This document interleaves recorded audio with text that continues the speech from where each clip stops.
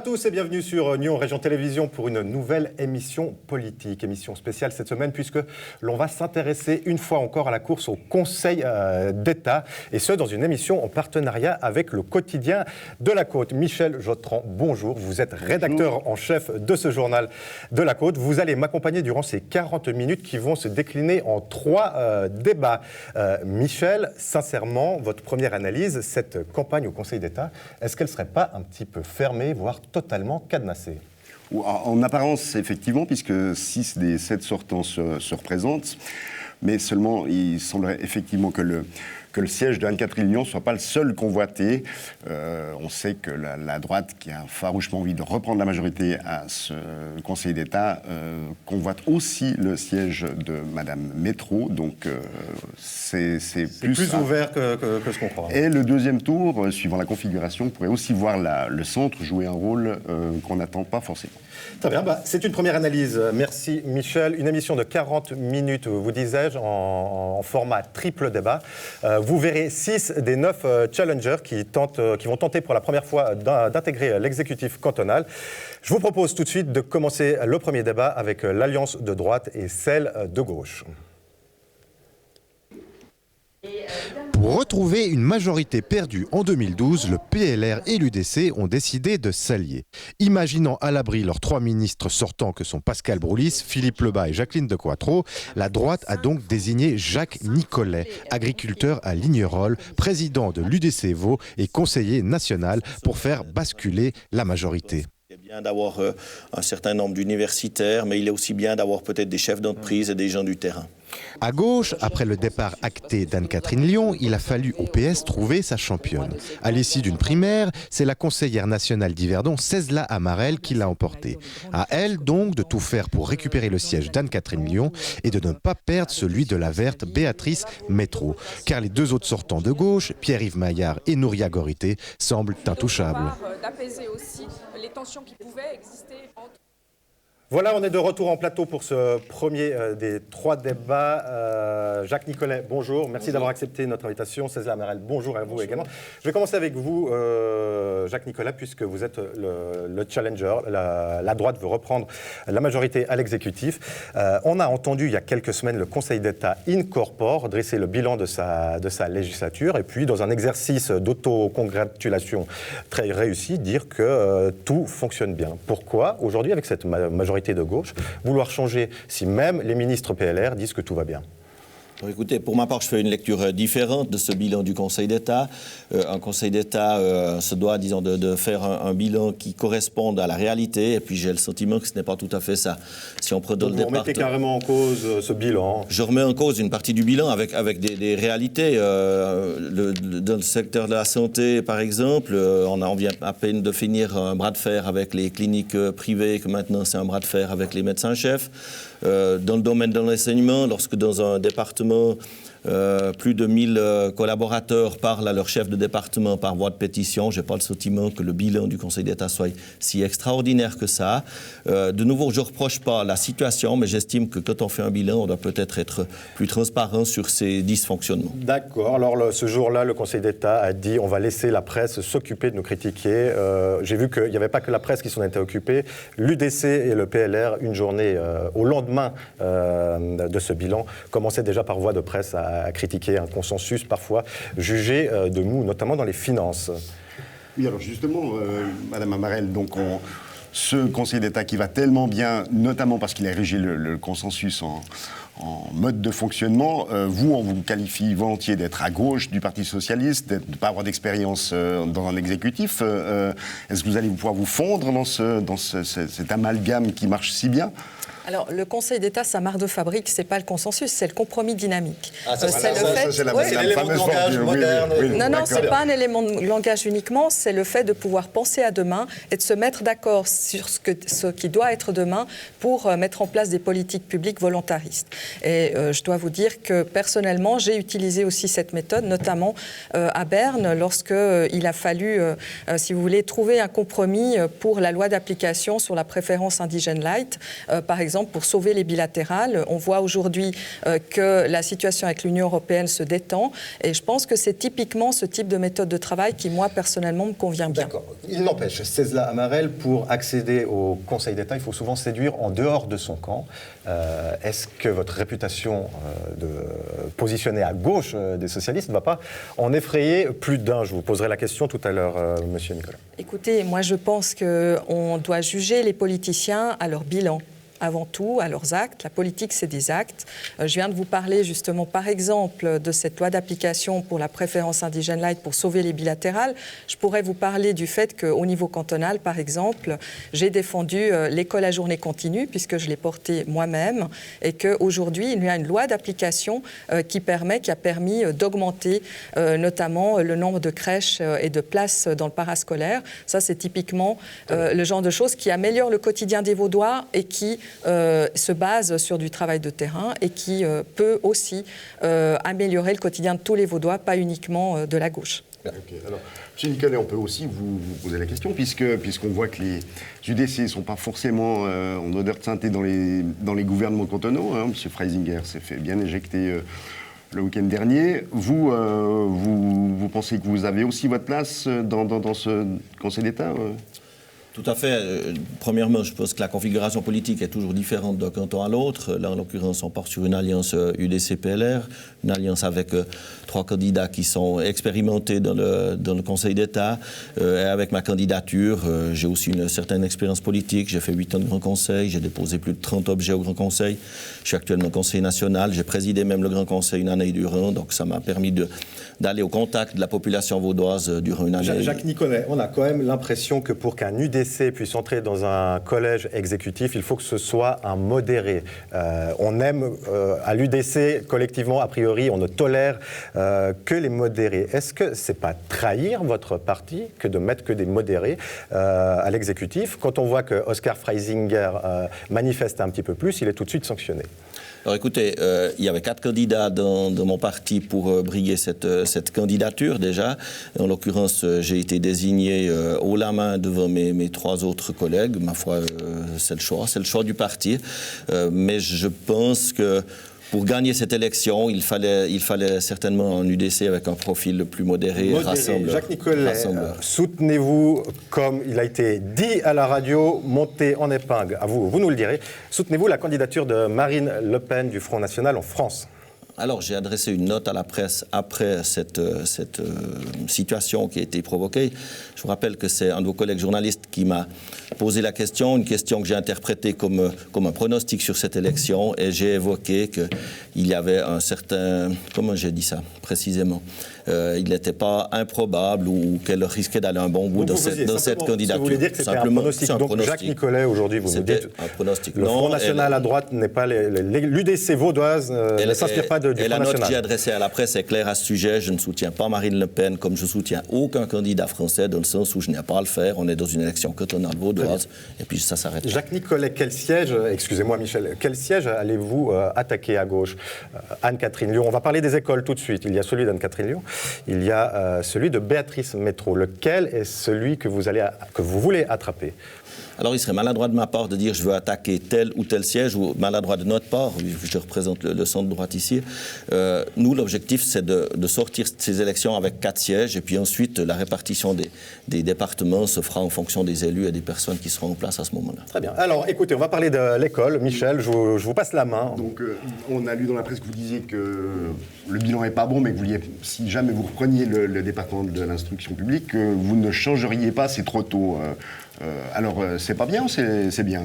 Alors, écoutez, il y a déjà la Léo, qui est une loi.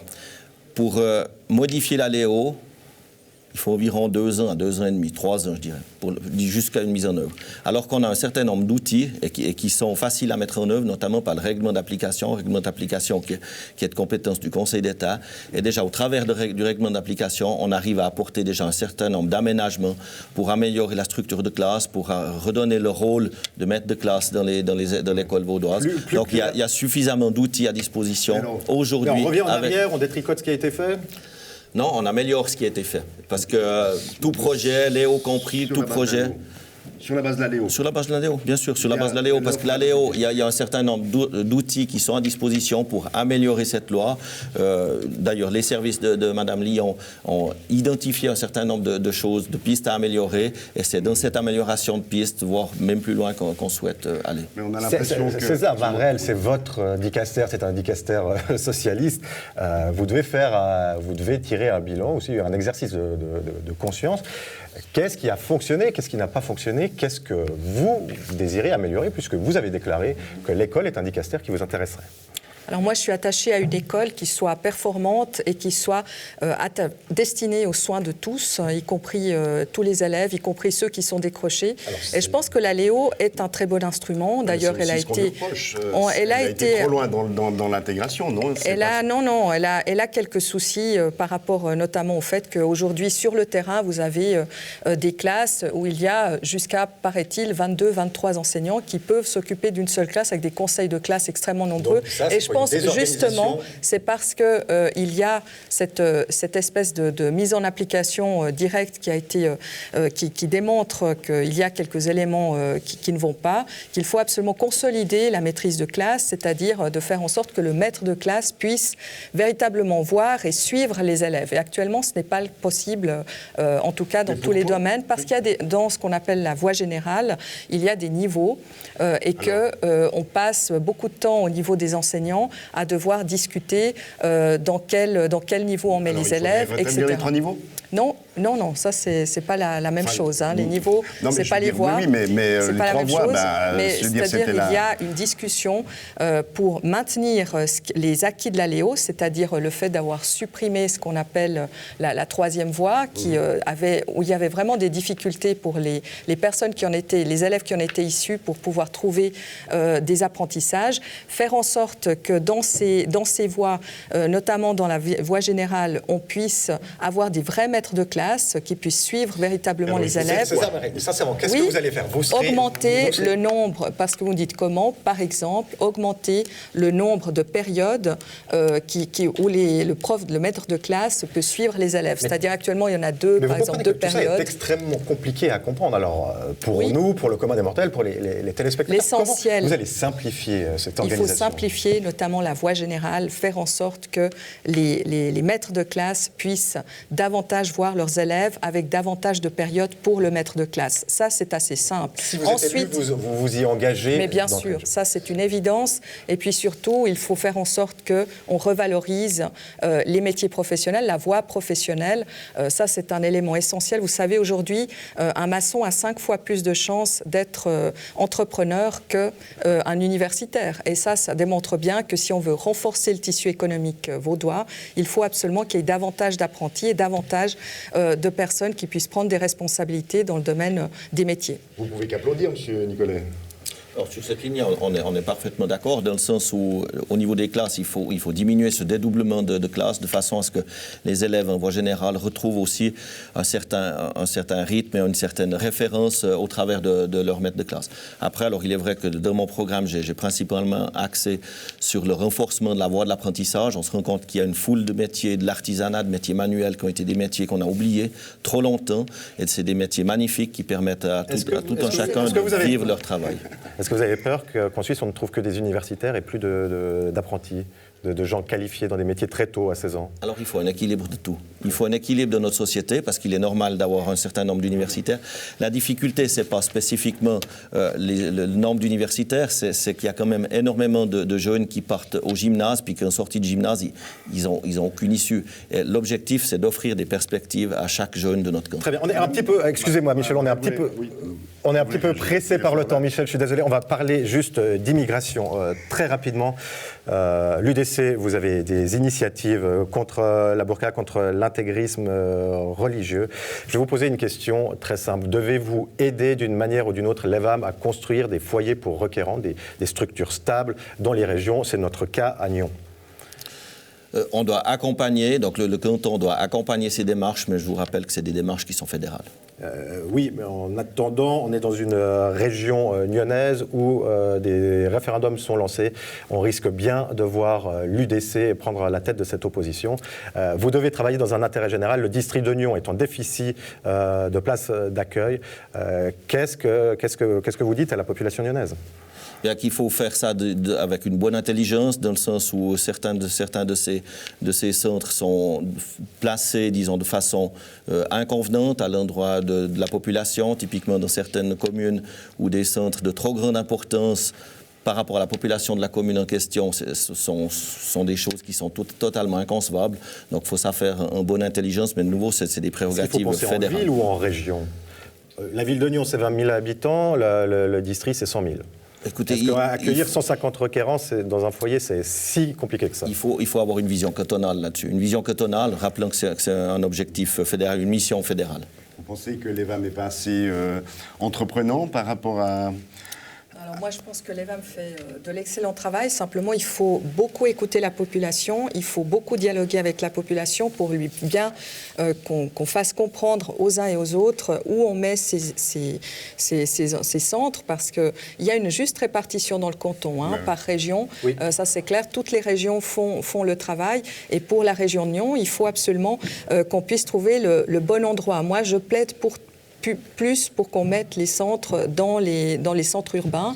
Je pense que c'est le canyonnet typique, mais il faut faire en sorte qu'il y ait un bon aménagement par rapport à... C'est clair que si vous le mettez proche d'une école, il faut bien réfléchir, il faut des activités aux uns et aux autres pour permettre que la vie commune et le vivre ensemble puissent se faire il faut de toute façon falloir se positionner pour l'accueil ou non et dans des structures dignes et de ces migrants. On arrive au bout de ce premier débat. Cézanne Amarelle, merci beaucoup. Jacques Nicolet, merci. Bonne campagne à tous les deux. Nous, on se retrouve dans une petite minute avec Serge Mély pour l'Alliance du Centre et Toto Morand pour le Parti de Rien. À l'Alliance du Centre, le slogan est clair, lutter contre les extrémismes. Réunissant vos libres, le PBD, l'UDF, le PDC et le PEV, l'Alliance du Centre a choisi de lancer 2 candidats de la course au Conseil d'État. Sylvie Villa, du PDC, et Serge Mély, pour vos libres. Et puis j'en veux un tout petit peu personnellement à l'UDC d'avoir remplacé le PAI qui était le parti des indépendants déjà, des paysans qui étaient souvent très ouverts envers les étrangers. C'est les paysans qui ont d'abord accueilli les étrangers. Candidat en 2012 au Conseil d'État avec un score de 5,7% des voix, Guillaume Toto Morand est un peu le trublion de la politique vaudoise. À gauche, à droite, ni l'un ni l'autre, assure-t-il. Le fondateur des magasins Pompidop, qui gère 80 employés, espère cette année transformer l'essai. Il évoque même la création d'un mouvement citoyen. Je pense que dans le canton de Vaud, comme on voit partout dans le monde émerger des mouvements citoyens, ça ne serait pas un mal qu'il y ait une fois un mouvement citoyen dans le canton de Vaud qui prenne de l'importance. Voilà, de retour sur le plateau pour ce deuxième débat. Michel Jotran, à vous la parole. Oui, alors Toto Morand, bienvenue. Vous restez, même si vous avez quand même quelques candidatures derrière vous, restez un peu une énigme pour les Vaudois. Vous n'êtes ni vraiment à gauche, ni vraiment à droite. Vous êtes entrepreneur, mais écologiste. Vous avez un petit peu le profil Vaud libre, peut-être vert libéral. Pourquoi vous voulez absolument être indépendant? Parce que je pense que le canton de Vaud a besoin d'une liste citoyenne. On voit que dans beaucoup de pays d'Europe, il y a des listes citoyennes qui ont pris beaucoup d'importance. Pourquoi je ne me suis pas affilié à un parti? C'est pour avoir une totale liberté de parole, parce que justement, je ne suis pas ancré complètement à droite ni complètement à gauche. Ça dépend des sujets. J'ai une liberté de parole et je représente un peu les citoyens. Toto Morand, est-ce qu'en politique, l'art premier et suprême, c'est pas le pragmatisme? Est-ce qu'il ne faudrait pas tout faire pour collecter le plus grand nombre de voix, pour peser? Pourquoi ne pas vous allier avec les centristes? Vous semblez très proche. Non, écoutez, moi je veux récolter des voix aussi bien à droite qu'à gauche, ça dépend des sujets. Peut-être qu'on parlera des problèmes des paysans avec M. Mély. Il y a des sujets que c'est sûr que j'intéresserai plus les électeurs dits de gauche et d'autres de droite. De l'autre côté, je suis un entrepreneur, je suis pour la liberté du commerce. Oui, vous êtes un entrepreneur. Vous demandez aussi, ici ou là, que l'État favorise les conditions de travail des entrepreneurs, notamment pour des arcades commerciales. Pour les petits commerces, non? Vous souhaiteriez C'est en ça que vous êtes difficilement cernable. Non, je ne pense pas que l'État doit aider financièrement, mais doit donner les conditions cadres pour que les petits commerces se créent, que des nouveaux petits entrepreneurs puissent se lancer. Vous vous plaignez notamment de la promotion économique vaudoise qui ne fait pas assez qui ont fait que pour les start-up et les nouvelles technologies. Disons, pour les start-up, je pense que c'est très bien. Il faut qu'il y ait des start-up. On est quand même content des start-up, mais le problème de la promotion économique, c'est qu'ils sont responsables de la démographie galopante qui touche beaucoup la région de Nyon, en ayant offert des conditions fiscales aux multinationales et aux grandes entreprises étrangères pour les faire venir. C'est pour ça qu'on a tout le bétonnage de la côte ici. Bétonnage protégé quand même en partie par des lois. Et que les prix des loyers ont explosé. Très bien. Serge Mély, bonsoir. Merci d'avoir accepté notre invitation. Alors, je vais vous poser la même question. Vous faites une grande alliance au centre qui regroupe 5 partis, vous-même pour Vaud Libre. Sincèrement, Toto Morand, il n'a pas le profil d'un élu de Vaud Libre. Je crois qu'il a tout à fait le profil d'un élu de Vaud Libre. D'ailleurs, je ne crois pas qu'il ait donné le programme, mais lorsque j'avais lu ses idées sur je ne sais plus quel quotidien, je m'étais dit, alors voilà un qui aurait dû venir chez nous faire campagne ensemble. Toto Morand était candidat il y a 5 ans, il est connu, c'est un trublion, peut-on dire. Pourquoi ne l'avoir pas approché ? C'est vrai, ma foi, on n'a pas pensé à aller taper à la porte de Toto Morand, que je ne connaissais pas, que je viens de connaître là maintenant. Mais alors, si on se projette au deuxième tour, Toto Morand, vous avez eu 5% il y a 5 ans ? 5,8. 5,8, pardon, c'est important, vous avez raison. Vous voulez passer davantage, c'est ça ? Admettons qu'il frôle les 8-9%, que vous aussi. Est-ce qu'il n'y a pas matière à créer une alliance entre vous deux ? Alors, assurément, si on avait ces jolis scores au premier tour, et ça sera important de... Alors, vous en aurez peut-être moins. Voilà. Dans tous les cas, est-ce qu'il n'y a pas des négociations possibles entre vous deux au deuxième tour ? Alors, je pense qu'il pourrait y avoir des négociations possibles. Alors, ça, c'est sûr. Le programme n'est pas assez différent. Si on était élus les deux, les paysans auraient moins de problèmes dans le canton de Vaud. Monsieur Mély est paysan. Je soutiens la cause des paysans. Et c'est un problème qui n'est absolument abordé par aucun membre des conseillers d'État actuellement dans la campagne. Alors, il y a des projets, il y a des retards, a priori. Des retards ? Il y a des retards dans l'avancement des projets menés par Philippe Lebas concernant les paysans. D'accord, on les attend. Il avait 5 ans qu'on les attend. Oui. Michel ? Je ne sais pas, alors, M. Mély, parlez-nous peut-être de la... Mais est-ce que c'est vraiment un domaine dans lequel le canton peut faire beaucoup pour aider les paysans ? Vous êtes agriculteur vous-même Alors, votre question est bonne. C'est tout à fait là le gros problème des paysans, c'est que tout se fait au niveau fédéral et c'est des interventions au Conseil national qui pourraient nous faire améliorer la situation. Je pense au prix du lait. Je n'ai pas la même idée que M. Morand. Mettre le prix du lait à 1 franc, il faut oublier, ça renchérirait beaucoup trop le panier de la ménagère. Il y a d'autres solutions. Moi, j'en vois une, en tout cas, pour l'affaire du prix du lait. C'est qu'on veut des vaches qui produisent du lait avec du fourrage suisse et on importe une trop grande quantité de fourrage étranger. Ça n'intéresse pas les consommateurs qui veulent un lait de qualité, de savoir qu'il est produit en partie avec du soya brésilien. Là, il y a quelque chose à faire. Mais bien sûr, on touche la... Vous voulez réagir, allez-y. Oui, c'est pas que je veux mettre le prix du lait à 1 franc, c'est que les consommateurs vaudois aient la possibilité d'acheter du lait équitable payé 1 franc aux paysans. Et c'est je ne sais pas si vous connaissez M. Mély, le lait C'est qui le patron en France, qui est commercialisé maintenant dans toutes les grandes enseignes et qui connaît un succès incroyable.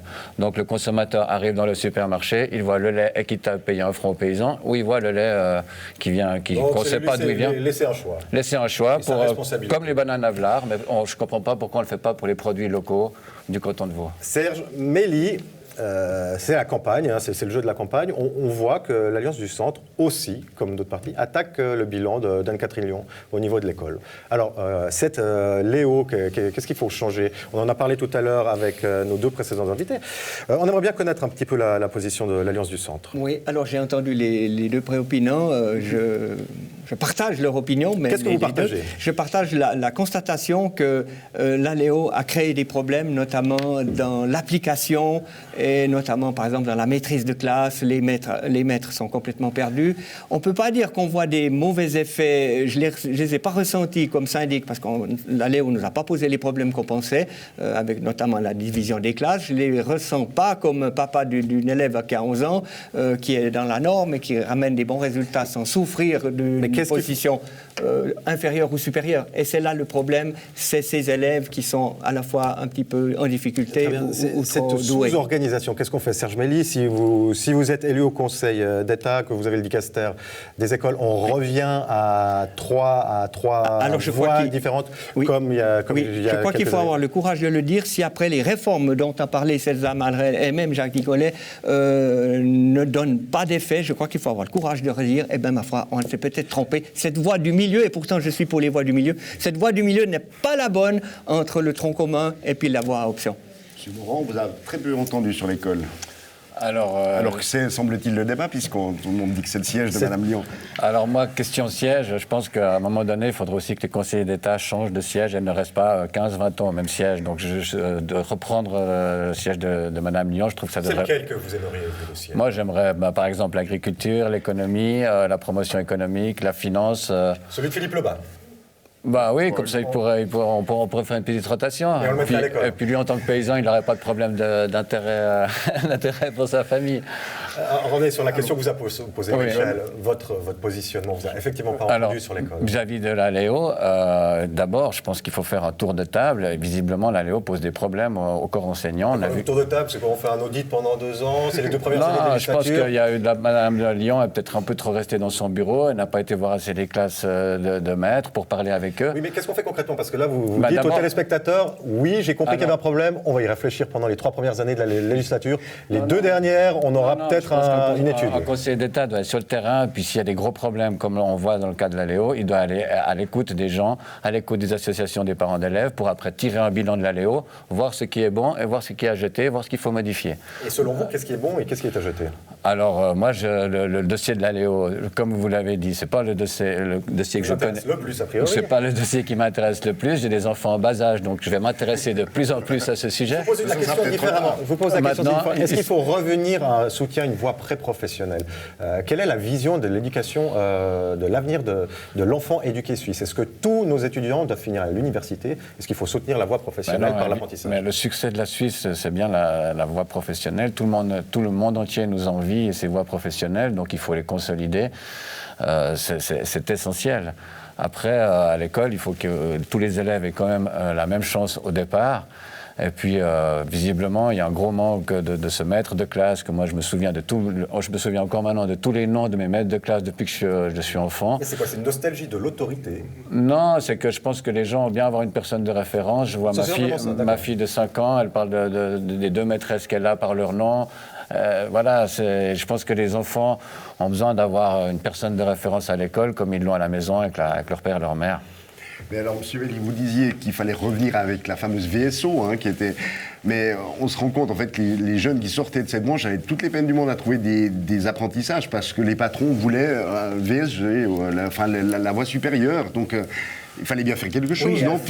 C'est d'ailleurs pourquoi elle a été réformée. Mais je crois qu'on aurait peut-être pu réformer cette 3e voie, essayer de l'améliorer et de faire comprendre aux patrons que VSO ne voulait pas dire incapable, mais simplement voulait dire quelqu'un qui aime un peu moins l'école que ceux des autres voies.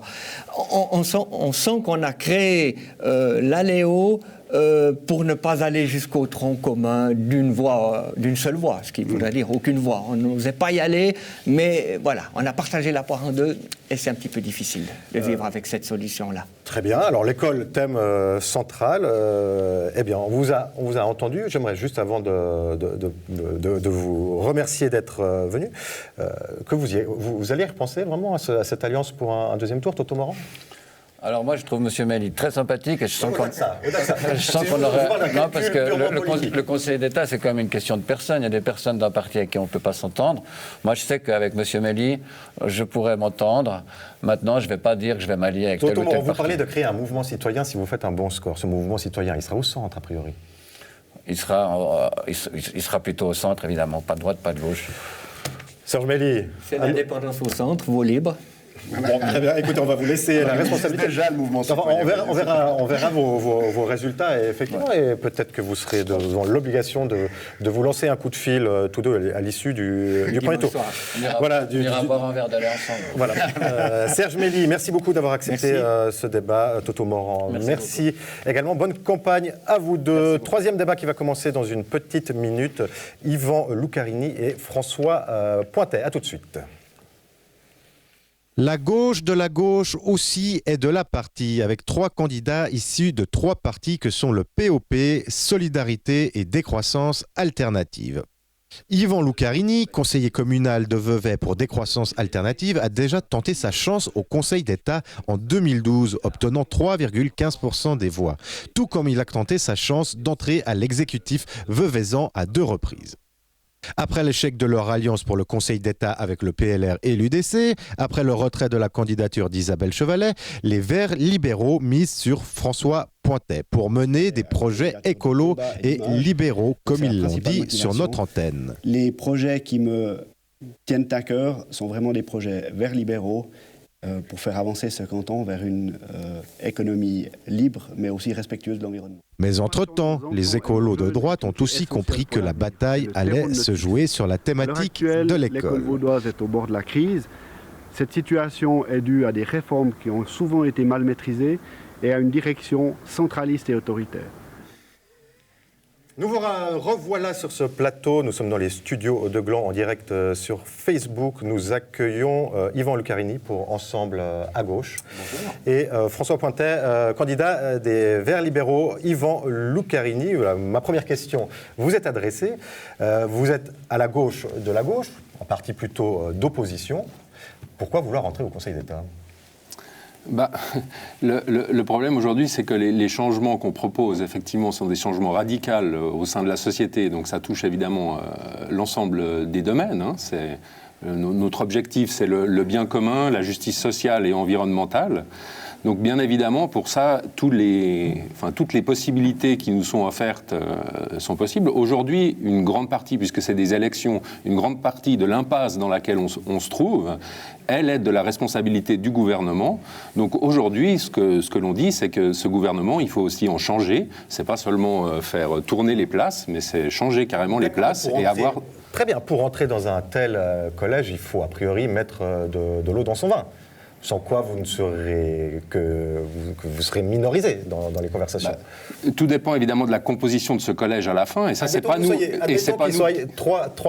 Admettons 3 PLR, 3 socialistes, 3 gauches, et puis un extrême gauche. Vous arriverez à vous faire entendre dans un tel collège ? Évidemment, on ne peut pas parler d'une situation qui est hypothétique. C'est les électeurs. Si les électeurs ont l'envie d'un changement profond par rapport au programme que l'on propose, le peuple aura raison, on est bien d'accord. Le peuple aura raison, et c'est effectivement pas les journalistes ou les médias qui doivent décider qu'il n'y a qu'un siège de libre, qu'il y a une case à cocher, des petits et des grands candidats. C'est aussi ça la démocratie, le droit de pouvoir diffuser ses idées et de se proposer comme candidat au gouvernement, au Grand Conseil. Pragmatiquement, est-ce que vous n'avez pas le meilleur temps de rester dans l'opposition ? Est-ce que vous n'êtes pas plus entendu dans l'opposition ? Pour l'instant, évidemment, c'est notre rôle au sein de la politique institutionnelle, notamment cantonale, de porter une voix dissidente, la voix aussi des mouvements sociaux, de la société civile qui s'organise. Donc ça, pour l'instant, c'est notre rôle. Mais il n'est pas dit qu'un jour, ça changera. Donc c'est un terrain qu'on travaille et dans lequel on est présent. Très bien. Michel, continuons. Alors, M. Pointet, les Verts libéraux, on ne peut pas dire que vous avez réussi votre entrée en campagne avec cet accord raté avec la grande plateforme de droite que Mme Chevalet appelait de ses voeux et qui était en fait la condition à sa candidature. Patatras, l'UDC ne veut pas de vous, trop à gauche. Vous voilà tout seul. Mme Chevalet l'avait annoncé et de sortir. Vous n'êtes pas un peu un candidat alibi dans ce contexte-là ? Qu'est-ce que vous ne feriez pas certains de vos adhérents disant qu'il fallait faire profil bas, assumer, puis ma foi, de ne pas y aller. Là, vous y allez quand même. Alors, on y va quand même. Je ne suis pas un candidat alibi. On est dans une stratégie B. Je suis le candidat légitime de la stratégie B. Pour ce qui est des membres qui annonçaient faire profil bas, ils étaient extrêmement minoritaires. Et je suis obligé de vous corriger, ce n'est pas Mme Chevalet qui voulait cette stratégie, c'est la direction du parti qui a été chercher Mme Chevalet. D'ailleurs, elle s'engage à 250... Pour qu'elle incarne cette alliance-là. Pour qu'elle incarne cette alliance-là. Et maintenant, elle s'engage à 250%, et mes mots sont faibles, dans la campagne. C'est en effet ma chef de campagne, et je vous assure que c'est un appui extrêmement fort. Reste M. Pointet. La droite vous trouve trop à gauche, les centristes trop à droite. Vous êtes où? Alors, nous sommes le seul parti écologique de droite. Maintenant, donc vous êtes de droite? Nous sommes de droite. Donc maintenant, il y a certaines personnes qui ont de la peine à comprendre ce que ça veut dire de l'écologie et nous placent à gauche. Nos amis du centre nous trouvent trop à droite sur les thèmes économiques et de société. Voilà, c'est notre situation. Yvan Lucarini, vous plaidez, vous, pour une écologie sociale. Écologie libérale, écologie sociale. Qu'est-ce que ça vous inspire? Vous y croyez à l'écologie libérale? Non, j'y crois pas du tout. Aujourd'hui, le grand moteur de l'écologie, qui est à peu près admise à gauche comme à droite, souvent, c'est le développement durable. Donc ça veut dire de faire vivre ces trois piliers que sont l'économie, l'écologie et le social. Ça, aujourd'hui, ça nous mène aussi dans une impasse, le fait que ça a été repris par tout le monde. Au contraire, on le voit, les intérêts économiques prépondérants, notamment des multinationales, etc., vont à l'inverse de la justice sociale et écologique. Donc il y a une question de soumission de ces intérêts économiques à la justice sociale et à l'écologie. Alors, c'est vraiment incompatible, l'écologie et Ce n'est pas incompatible. On a besoin de richesses pour améliorer les choses au niveau écologique. On a besoin d'une base dans la population qui voit dans l'écologie une chance pour l'avenir. Dans une théorie écologique sociale, il y a une espèce de remontrance face aux gens qui ne font pas comme il faut. Alors, et c'est ça qu'on essaie d'éviter. Au-delà de l'attitude, peut-être qu'à gauche, l'écologie, c'est prenez qu'une seule douche par semaine. N'empêche, la question de base, croyez-vous qu'une société puisse aller dans des innovations technologiques sans qu'un État le lui ordonne, sans que la loi le lui impose? Alors, très clairement, l'esprit libéral et l'esprit d'entrepreneuriat, on voit bien que les innovations ne se passent pas avec une direction étatique.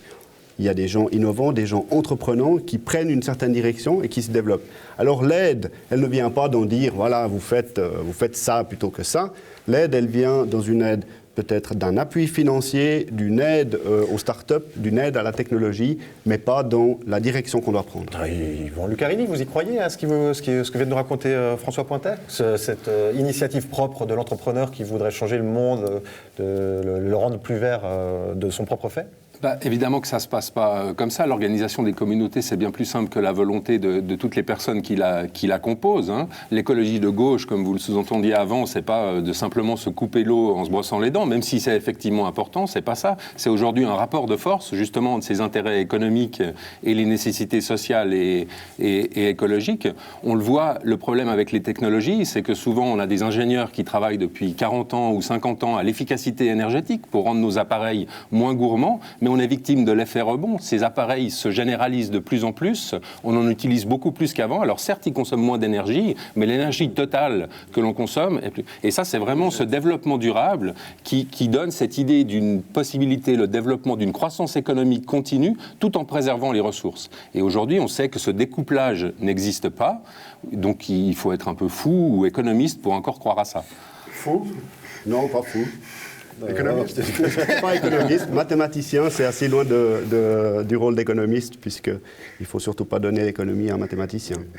Parlons peut-être alors purement politique, parce que vous êtes dans des groupes qui sont limite en termes de quorum, de représentativité au Grand Conseil.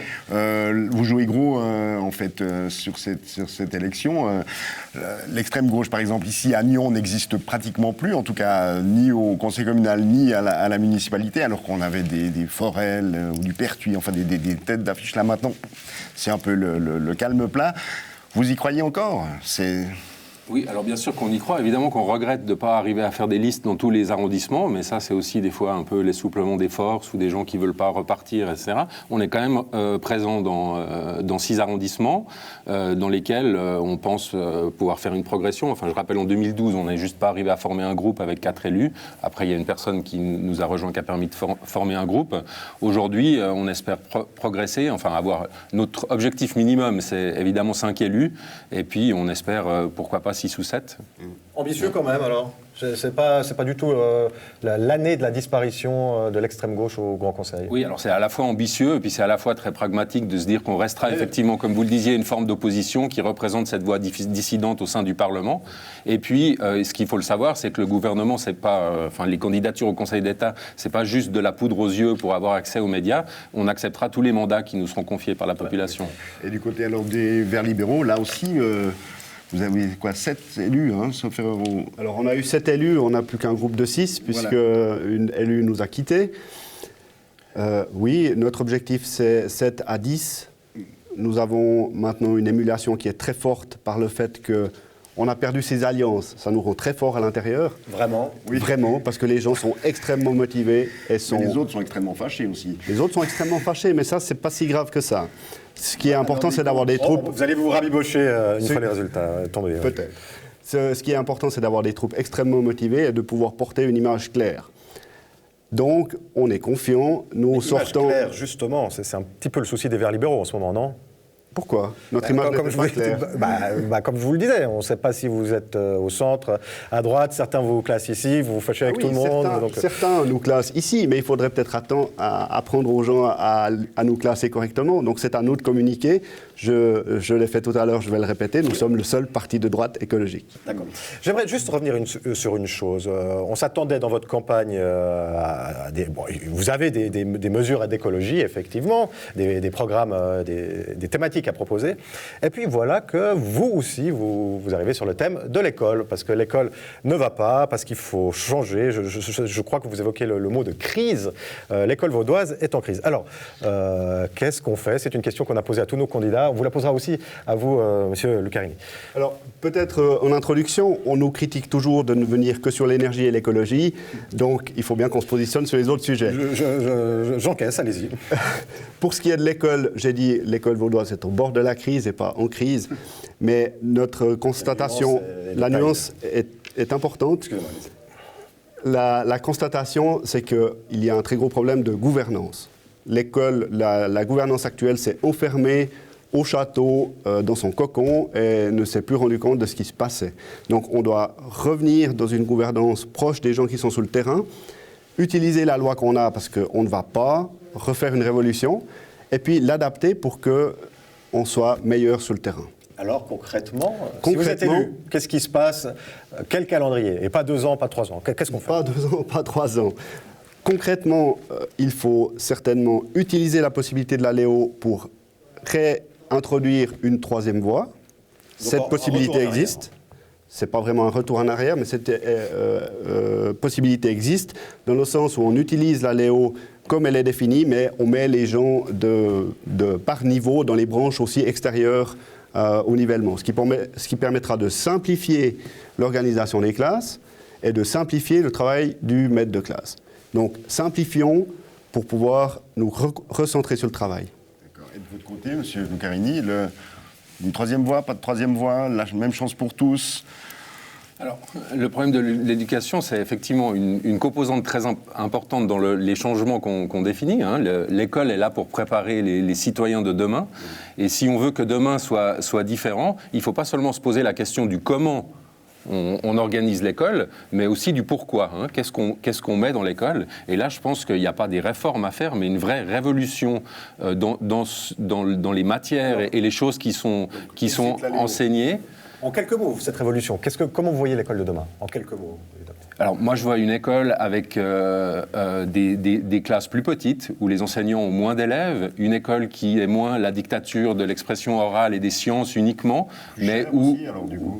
Probablement plus cher. Hein. Je peux vous expliquer où on peut facilement trouver de l'argent si on arrête de faire des cadeaux aux grosses entreprises et aux multinationales.